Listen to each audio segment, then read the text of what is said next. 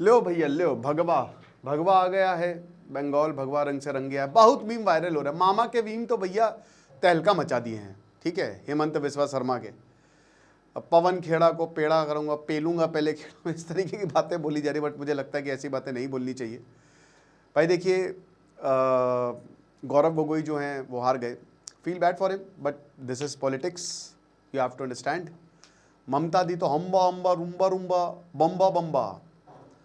देखिए, उनकी एक सांसद है साइनी घोष, ठीक है, उन्होंने जिस तरीके से अपनी कैंपेनिंग की, पर्सनली मुझे थोड़ी गुस्सा आई।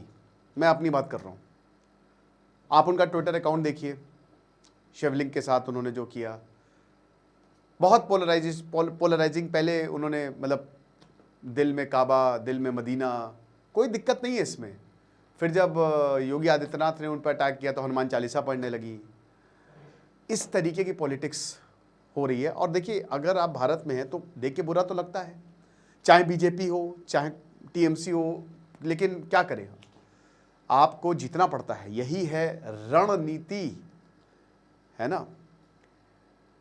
इस रणभूमि में आपको यही रणनीति बनानी पड़ेगी, इसी तरीके की, और वो बीजेपी ने काम कर दिया। सबसे खुशी मुझे हुई है, मतलब मैं इतना खुश हूं कि रीना देवनाथ जीत गई पानी हाथ से। आरजी कर जो रेप केस हुआ था, विक्टिम की मदर, चैन मिल गया, दिल को चैन मिल गया। कलिका मांझी जीत गई, 2,500 रुपए मिलते थे, घरों के बर्तन मांजती थी, बीजेपी की तरफ से उम्मीदवार थी, वो जीत गई। अशोक डिंडा जीत गए, अशोक डिंडा जो क्रिकेटर थे। शुभेंदु अधिकारी जीत गए, ममता बनर्जी हार गई, साइनी घोष हार गई, और ऐसे बहुत सारे टीएमसी के लीडर्स हार गए। घमंड था थोड़ा, मुझे लगता है कि अपने वर्ड्स पर कंट्रोल रखना चाहिए हर किसी को। बीजेपी का घमंड तोड़ दिया था जब लोकसभा इलेक्शन थे, अब की बार 400 पार 400 पार, जनता ने औकात दिखा दी थी। सेम चीज टीएमसी के साथ हुई है कि अगर डेरेक ओब्रायन, कि अगर आप हारेंगे तो नरेंद्र आप इस्तीफा देंगे। शहजाद पूनावाला, बीजेपी के स्पोक्स पर्सन, उनसे बोला था कि शहजाद पूनावाला किसी भी टीवी शो में नहीं आए थे, इनको एक वो है टीएमसी के, मैं नाम भूल रहा हूँ उनका। लेकिन द थिंग इज कि बीजेपी ने जीत तो लिया है, बट अब हम बात करते हैं रियल प्रॉब्लम की। सीएम कौन होगा 2-3 दिन में पता चल जाएगा, लेकिन उसके 5 साल अब जो शुरू हो गए हैं आज से, 5 इयर्स, ये इतना आसान होगा बीजेपी के लिए? तो चलिए अब हम रियल प्रॉब्लम्स की बात करते हैं। हेलो, हाँ आवाज आ रही है। और देखिए, इट्स ऑल अबाउट पावर, ये ताकत का खेल है गुरु। जिंदगी में कुछ करो ना करो, ताकत जरूर लेके आओ। तो अगर ताकत चाहिए तो हमने सिर्फ आपके लिए ये कोर्स बनाया है कि जब हम वीक फील करते हैं अपने सबसे बुरे समय में, हमको हर कोई सुना के दबा के चला जाता है, अब ऐसा नहीं होगा। शांत रह के भी कैसे आप पावर गेन कर सकते हैं, मकियावली, चाणक्य नीति, रॉबर्ट ग्रीन, परसों से क्लास शुरू हो रही है। आखिरी के 2 दिन है, डिस्क्रिप्शन कमेंट बॉक्स में लिंक है। साइकोलॉजिस्ट डॉक्टर मयूरिका दास बताएंगे कि साइकोलॉजी ऑफ पावर होती क्या है। So the first thing first, हमने जीत की बात कर ली, अब हम रिस्क की बात करते हैं। देखिए, द नंबर 1 कंसर्न, सबसे पहली चीज क्या है कि Bengal is not easy, the Bengal factor. आपके पास बिहार आ गया है, आपके पास उड़ीसा आ गया है, और अब आपके पास वेस्ट बंगाल आ गया, ये ट्रायो आ गए हैं। ऐतिहासिक तौर पर बंगाल और बिहार को जीतना बहुत मुश्किल रहा है। मुगल्स भी नहीं जीत पाए, ब्रिटिश भी इसको पूरी तरीके से कंट्रोल नहीं कर पाए। तो बंगाल बहुत, उसकी आइडेंटिटी पॉलिटिक्स कमाल की बात है, ये कमाल है, ये बाकी स्टेट्स की तरह नहीं है, ठीक है, कि आप उनको रूल कर देंगे। हिंदुत्व रहा, लेकिन बाकी स्टेट्स में जहां पे चीजें अलग हैं, बंगाल में टोटली अलग है। याद रखिएगा कि बंगाल की अपनी रीजनल आइडेंटिटी है, और बंगालीज इसको लेकर काफी ज्यादा एग्रेसिव रहते हैं कि रीजनल आइडेंटिटी है हमारी, हमारे रीजन को सबसे जरूरी चीज है इस कल्चरल आइडेंटिटी को प्रिजर्व करना, और जिसके लिए हम आखिरी, अब बीजेपी की जो आइडियोलॉजी है और बीजेपी की जो पॉलिटिक्स है वो थोड़ी सी अलग तरीके से चलती है, नेशनल आइडियोलॉजी से, नेशनल पॉलिटिक्स से वो ज़्यादा अलाइंड है। सो सबसे पहले बीजेपी को ध्यान रखना पड़ेगा कि इनकी रीजनल आइडेंटिटी को बिल्कुल भी ठेस ना पहुंचे। यहाँ इंटेलेक्चुअल्स आपको मिलेंगे, यहाँ पे लिबरल्स आपको मिलेंगे। बंगाल कहता ना कि जब भारत बना तो बंगाल और बिहार तो उसको खींच रहे थे, वो इंजन थे, और आज वो सबसे पीछे चले गए हैं, सबसे पीछे। जनरल डिब्बे से भी हालत बुरी हो गई है। तो ऐसा नहीं होना चाहिए। बंगाल को आगे ले जाना पड़ेगा। बंगाल हाईली फर्टाइल है, बंगाल में बहुत प्रॉस्पेक्ट है।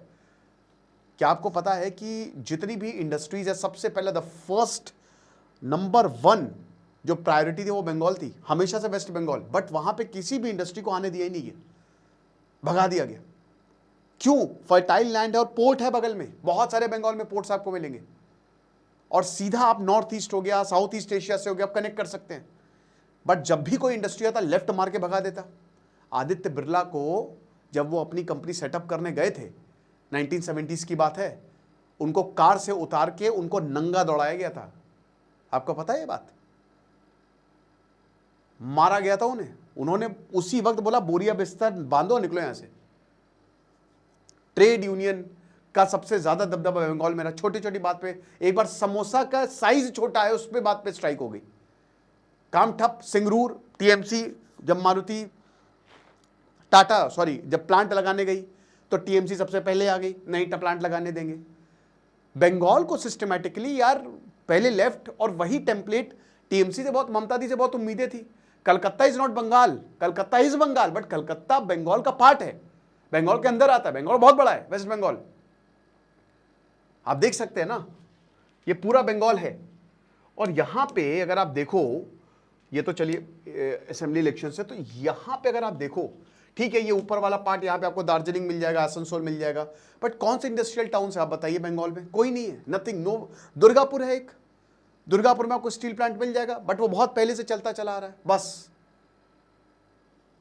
दिक्कतें हैं, बहुत ज्यादा दिक्कतें हैं।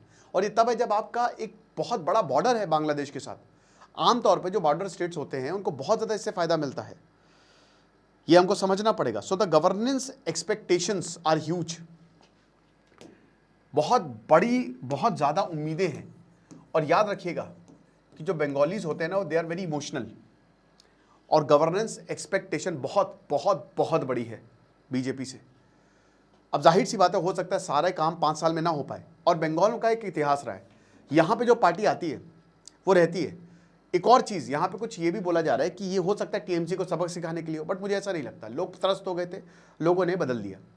सो क्या ये एक्सपेक्टेशन है? सबसे पहले करप्शन हटाइए, नंबर 1 इज करप्शन। जो कट मनी गांव गांव तक फैल गया है, आपको उस पर बहुत ज्यादा काम करना पड़ेगा। आपको पार्टी वर्कर्स को लगाना पड़ेगा कि भाई आपको पैसे देने की किसी को जरूरत नहीं है। तो क्योंकि मैं एक चीज बताऊं बेटा, टीएमसी है वहां पे, ठीक है उनके पास सीटें हैं, बट 80-90 सीटें उनके पास है, लोकल इलेक्शंस हैं। तो एक चीज समझनी पड़ेगी कि वहां का कैडर भी एक्टिव है, इनके पेट पे लात पड़ी है, इनका पैसा गया। अब जब इनका पैसा गया तो जाहिर सी बात है चुप नहीं बैठेंगे, ये प्रॉब्लम बार बार क्रिएट करेंगे। बहुत सारे ऐसे होंगे जो बार बार प्रॉब्लम क्रिएट करेंगे। तो वहां पे एक बहुत बड़ा चैलेंज आएगा बीजेपी के लिए कि इन चीजों को कैसे कंट्रोल करते हैं, लॉ एंड ऑर्डर को कैसे मेंटेन करना है, लॉ एंड ऑर्डर, ठीक है। इस पे भी, ये भी एक बहुत बड़ा एक मसला होगा। देन उसके बाद एम्प्लॉयमेंट, रोजगार। बंगालीज पलायन करते हैं, जबरदस्त तरीके से माइग्रेट करते हैं, इसको रोकना पड़ेगा। इंडस्ट्रीज आपको लगानी पड़ेगी।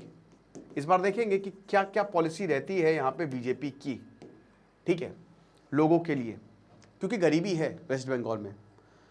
सो इंडस्ट्रीज को आना पड़ेगा, जॉब को आना पड़ेगा, यूनिवर्सिटीज के हालात और अच्छे करने पड़ेंगे। यूनिवर्सिटीज में भी बहुत ज़्यादा हर जगह पॉलिटिक्स होती है, उसको देखना पड़ेगा। नो डाउट इस बार बीजेपी ने महारत हासिल की है, बट ये गवर्नेंस का चैलेंज जो है ना, लोग इसके तले दब जाते हैं। जो एक्सपेक्टेशन होती है और जो रियलिटी में आउटकम सामने आता है उसको झेला नहीं जाता है, समझ रहे हैं आप। सो अगर डिलीवरी फेल हो गई तो बैकलैश बहुत होगा। और याद रखिएगा कि टीएमसी इसको खाने के लिए बैठी है। देखिए लेफ्ट ने पता क्या बोला है, बीजेपी को वोट दो। लेफ्ट का मेन आपने देखा कि लेफ्ट जो है वो, उसको 2 सीटें मिली है। जो लेफ्ट यहां पे डोमिनेट करती थी, क्यों मिली है सोचा है? लेफ्ट का मेन मकसद ये था कि पहले टीएमसी को हटाओ, टीएमसी को हटाओ, उसके बाद हमारी राजनीति शुरू होगी। तो इस बार बीजेपी को टीएमसी से तो डील करना ही करना है, साथ ही साथ आपको लेफ्ट से भी डील करना है, क्योंकि वो ज्यादा एग्रेसिव होंगे। हालांकि पावर है, सबसे अच्छी बात यह कि सेंट्रल गवर्नमेंट में भी बीजेपी है, और यहाँ पे भी आपको बीजेपी मिलेगी, ये चीज़ है। सो पॉलिटिकल वायलेंस भी एक बहुत बड़ा, जैसा कि मैंने बताया कि कैडर लेवल पर केओस कई ज़्यादा। आपने देखा कि इलेक्शन के बाद बीजेपी जीती तब भी वीडियो सामने आए, हालांकि एक तो एक जगह के वीडियो कि टीएमसी का ऑफिस फूंक दिया। ये नहीं होना चाहिए, इस वायलेंस को रोकना पड़ेगा, इसको दिस हैज टू एंड और इट एंड्स हियर। ये बीजेपी को टेम्पलेट बनाना पड़ेगा कि जो फॉलो किया है टीएमसी ने या लेफ्ट ने वो हमको फॉलो नहीं करना है, हमको दूसरी तरीके की राजनीति करनी। जैसे कल नरेंद्र मोदी ने अपनी स्पीच में बोला दिल्ली में जीत के बाद कि अब विकास की तरफ ले जाना हमको बंगाल को, ये चीज है। इंटरनल फैक्शंस में भी लड़ाई है। अभी तो सीएम कौन बनेगा, देखिए शुवेंदु अधिकारी आगे हैं, बट हमको नहीं भूलना चाहिए कि शुवेंदु अधिकारी जो हैं वो 2019 में टीएमसी छोड़ के ही आए थे, टीएमसी छोड़ के ही आए थे। क्या दिलीप घोष बनेंगे, ओल्ड गार्ड, इनको बुलाया गया। क्या सुकंता मजुमदार बनेंगे या कोई और बनेगा, समित भट्टाचार्य तो नहीं बनेंगे, लेकिन कुछ भी हो सकता है, एनीथिंग कैन हैपन। तो इंटरनल प्रॉब्लम्स है, old RSS cadre versus new RSS cadre. RSS का एक बहुत बड़ा रोल है यहाँ पे जीत में। 500 से 2000 शाखाएं खोल दी थी, ठीक है, जहां 2011 में 500, आज 2000 से ऊपर शाखाएं हैं, ठीक है। तो ये दिक्कत है कि पावर स्ट्रगल होगी, बट मुझे नहीं लगता कि बहुत भयानक इसमें पावर स्ट्रगल होने वाली है। देन अनदर रिस्क इज, भाई देखो माइनॉरिटीज का क्या होगा। You have parties, Humayun Kabir हो गया और शाहजहां शेख हो गया, ये सारे आपको दिख रहे हैं। जिस तरीके से पोलराइज्ड पॉलिटिक्स बंगाल में होती है, अब आपको उससे भी डील करना है। मुर्शिदाबाद आपके पास है, मालदा आपके पास है, क्या करेंगे आप। नॉर्थ 24 परागना, इन सारी जगहों पे देखिए आपको सबको साथ लेकर तो चलना है। मुस्लिम वोट्स भी आपको मिले हैं, डायरेक्ट चुनौतियां दी गई थी, वोट कटे हैं इस बार टीएमसी के। बट ये जो माइनॉरिटी एलियनेशन, अगर मान लीजिए कि जैसे क्या होता है ना कि हाथों से चीज़ें तुरंत चली जाती हैं, ठीक है। गवर्नेंस अगर मान लीजिए बहुत ज़्यादा पोलराइज्ड हो गई तो सोशल टेंशन बहुत होंगी। तो सरकार को एक बहुत ही मॉडरेट पाथ, एक बहुत ही लिबरल पाथ लेना पड़ेगा। आप क्रैकडाउन नहीं कर सकते, ब्रूटली नहीं करेंगे, जाहिर सी बात है, वरना दिक्कत होगी, क्योंकि आपको सबको साथ में लेकर चलना है, चाहे वो मुस्लिम हो, हिंदू हो, कोई भी हो। अब आपकी सरकार है, एक ये बहुत बड़ा रिस्क फैक्टर रहेगा। सेंटर वर्सेस स्टेट डायनेमिक्स, ठीक है, ये भी एक रहता है। बट देखिए सेंटर वर्सेस स्टेट डायनेमिक्स, देखिए बीजेपी इस समय पैन इंडिया है। साउथ में छोड़ दें तो लगभग हर जगह इस समय बीजेपी, 22 राज्यों में बीजेपी है, 29 में से 7 राज्यों में नहीं है। तो इस बार बीजेपी का दबदबा है और ये बहुत अच्छा मौका है बीजेपी के पास, क्योंकि पहली बार ऐसा हुआ है कि उड़ीसा भी आपके पास है और बिहार भी आपके पास है और बंगाल भी, ये ट्रायंगल आपके पास है और आप इसको एक बहुत बड़ी डेवलपमेंट अपॉर्चुनिटी के लिए यूज कर सकते हो। आपके पास रिसोर्सेज भी हैं।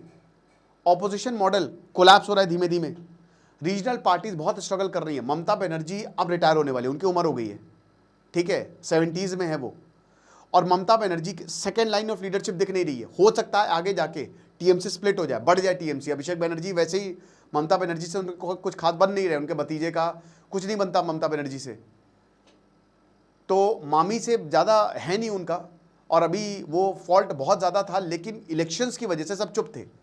बहुत सारे टीएमसी के, देखिए ऐसा भी नहीं कि बहुत सारे टीएमसी के बीजेपी में आए, 7 से 8 टीएमसी के बीजेपी में आए हैं, ठीक है।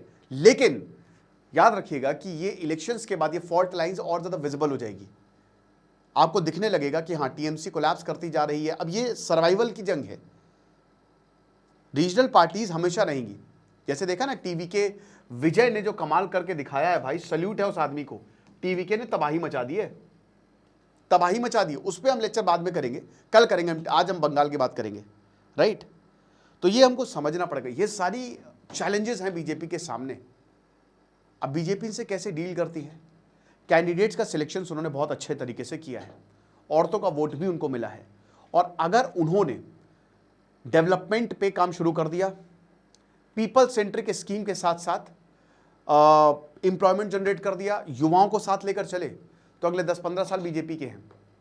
और अगर ऐसा नहीं हुआ तो बहुत बड़ी दिक्कत हो जाएगी। वो साफ आपको दिखने लगेगा, 1 साल के अंदर अंदर पिक्चर बहुत क्लियर हो जाएगी। जो जो नीतियां लागू की जाएंगी, जो डेवलपमेंट काम चलाए जाएंगे, जो इंडस्ट्रीज वहां लगाई जाएंगी, वो सब आपको पता चल जाएगा।